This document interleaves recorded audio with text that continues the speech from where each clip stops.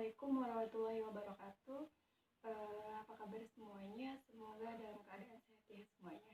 Perkenalkan, saya di sini Nabila Terkasari, NIM 17.101, ingin sedikit membahas tentang apa itu perencanaan pembangunan. Yang pertama ingin saya bahas yaitu definisi perencanaan pembangunan menurut beberapa ahli.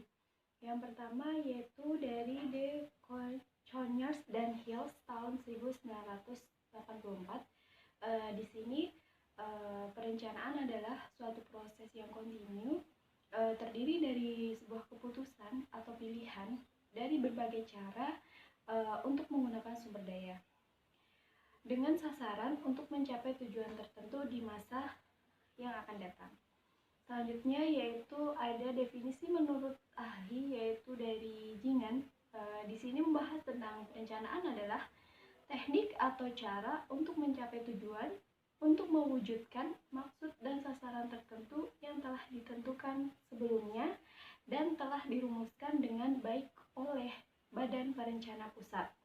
Nah, tujuan tersebut mungkin untuk mencapai sasaran sosial, politik, atau lain. Selanjutnya yaitu ada elemen perencanaan. Yang pertama, merencanakan berarti memilih berbagai alternatif dengan tujuan agar mencapai kondisi yang lebih baik. Selanjutnya yaitu ada perencanaan sebagai alat untuk mengalokasikan sumber daya seperti sumber daya alam, sumber daya manusia, modal sumber daya terbatas sehingga diperlukan alokasi sumber daya sebaik mungkin. Selanjutnya yaitu ada perencanaan sebagai alat untuk mencapai tujuan atau sasaran. Nah, perencanaan cenderung lebih dari satu tujuan. Kadang tidak konsisten satu sama lain. Tujuan dipertanyakan atau tidak sesuai dengan tujuan pengambilan keputusan lain.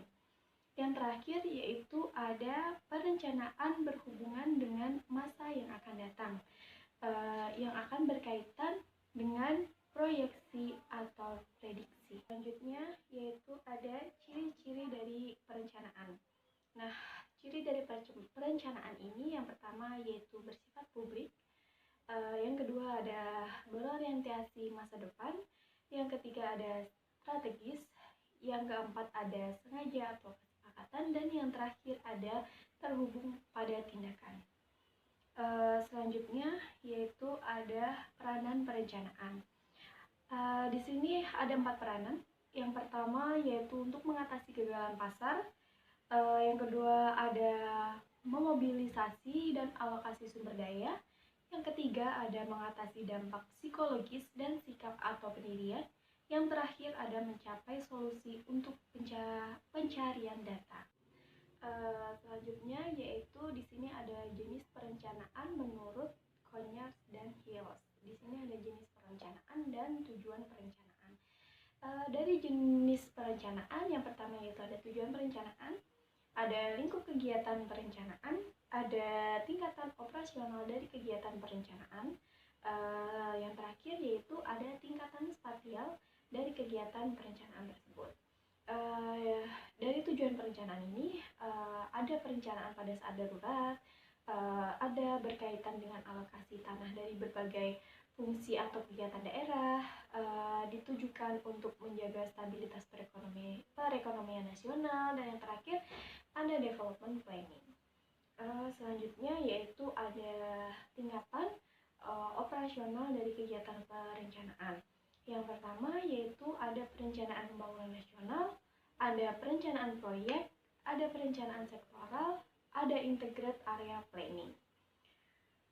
Selanjutnya yaitu ada definisi perencanaan menurut UU Undang-Undang SPPN. Nah, SPPN ini adalah satu kesatuan tata cara dalam perencanaan pembangunan untuk menghasilkan rencana-rencana pembangunan dalam jangka panjang.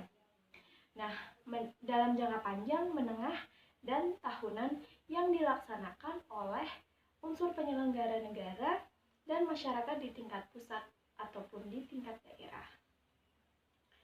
Nah, di sini terdapat ruang lingkup perencanaan dibagi menjadi 2, yaitu ada nasional dan daerah. Di sini yang nasional yaitu ada rencana pembangunan jangka panjang nasional, ada rencana pembangunan jangka menengah nasional, ada rencana strategis kementerian atau lembaga, ada rencana kerja pemerintah, dan ada rencana kementerian atau lembaga.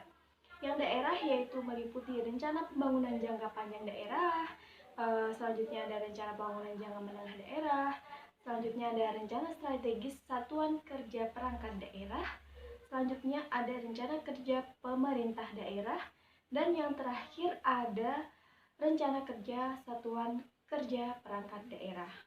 Nah, dalam perencanaan pembangunan ini terdapat proses perencanaan. Yang pertama yaitu proses politik, yang dimana proses politik ini yaitu pemilihan langsung presiden dan kepala daerah menghasilkan rencana pembangunan hasil dari proses politik ini.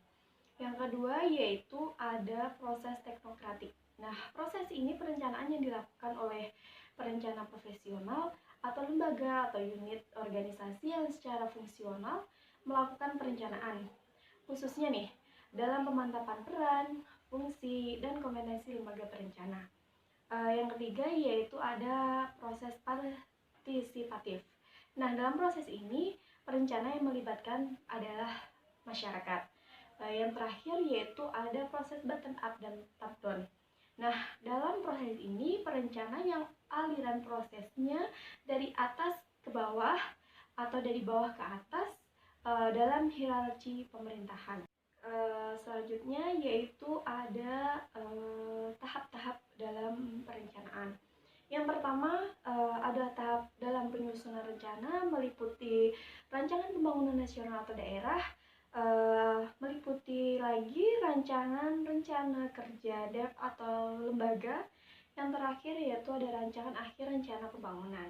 Yang kedua, tahap perencanaan yang kedua yaitu penetapan rencana, meliputi RPJP nasional dengan undang-undang dan RPJP daerah dengan perda.